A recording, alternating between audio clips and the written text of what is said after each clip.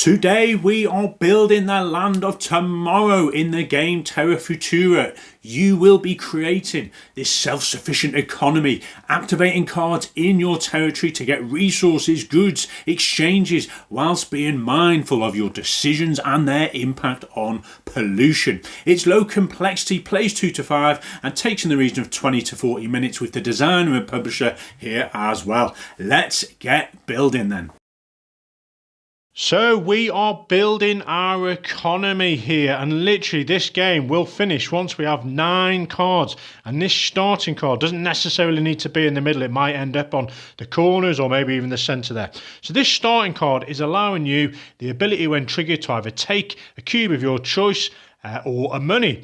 Or you may choose the bottom action, which is to copy another player's ability from their bottom action there. So you start off with this one, and there's several different goods in the game. You can see we've got some basic goods here in these colours here, and hopefully you're turning those into these type of goods here. You've got food, you've got goods tokens, and sort of construction there as well. There's equally money in play. You'll be hopefully acquiring money. It's not worth anything at the end, and pollution will be there, the bane of your life. Okay, so first thing you are doing is you have a chance to discard one of these cards from the final row.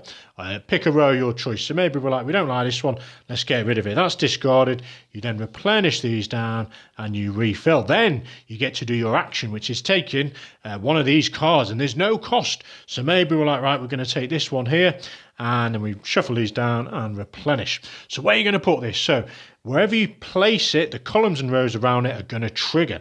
So we go here, we have a choice of which cards we want to activate first. So maybe we're going to activate this card first. We have produced this goods cube here from our farms by the look of it. We're then going to trigger this one here. So maybe we're just going to go for a green cube as well. That's us done. Over to the next player.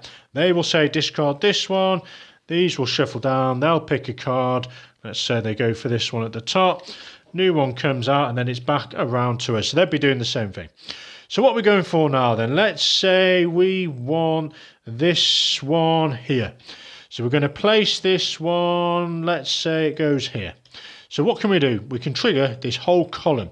So maybe we're going to go for some green cubes here. So we take a green cube, and it can store as many cubes on there, but the only risk is if more cubes is if this is deactivated, which I'll show you shortly, then those cubes cannot be scored at the end and you can't use them in your production, but we're safe for now. So then we're going to trigger this card. Now we can either do the top or the bottom action. So spend 2 cubes from any location of our economy, maybe 1 from each of these or 2 from there, and we can spend that to produce a food on that particular location. Or we could spend just the 1, which we're going to do, spend that, and we're going to equally produce food. But the byproduct is some pollution, you can see there. Now you're going to have to store this somewhere. You can see some cards here have the ability to store pollution. If not, and let's say that was already at capacity, you would have to place this pollution on one of your cards to deactivate it. So you put it in the middle. Now that means that the goods on that card cannot be used to fuel and power other factories. And equally, you can't activate this. So if you come here in the future, you can activate that one, but not this one because it's deactivated. But there's opportunities to move this pollution. If you acquire this very nice card, you pop it here, for example. Let me just budge these along. This one, when activated, is going to draw 4 pollution to this card.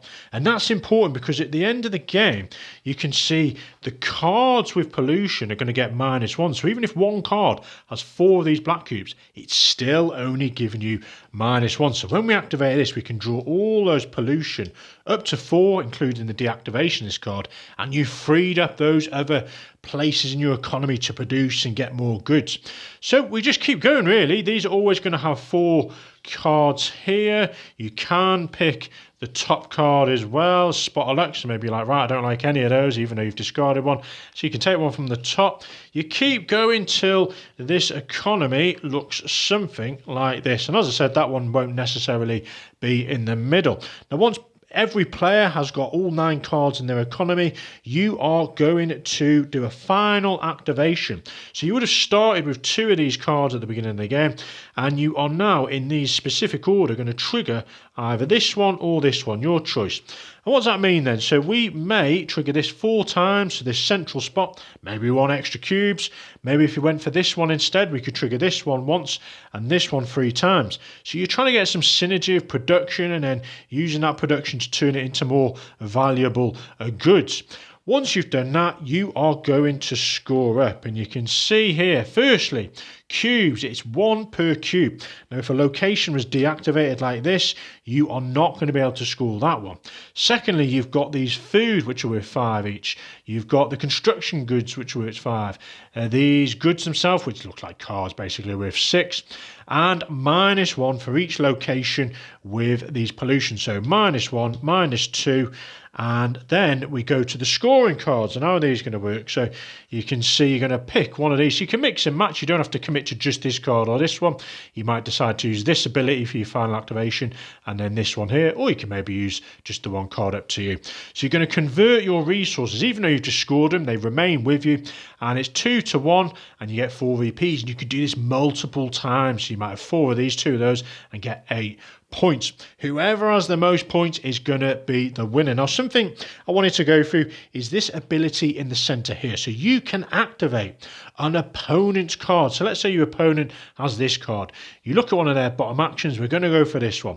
So we offer a red and a yellow. So we still need the resource on our board, and we are going to get one of these and a pollution. So we place that on this particular card we used. Our pollution goes somewhere, and the opposing player who you use their ability get to take one of the resources you've spent. So maybe they go for the yellow, and there's a little bonus. They get to remove a pollution from one of their cards as well. And that is pretty much the game. You're developing this economy, turning all these into some nice juicy points. Are you going to go uber efficient and use that pollution and take some of the negatives? Or are you going to try and do it environmentally friendly? There we are. Enjoy.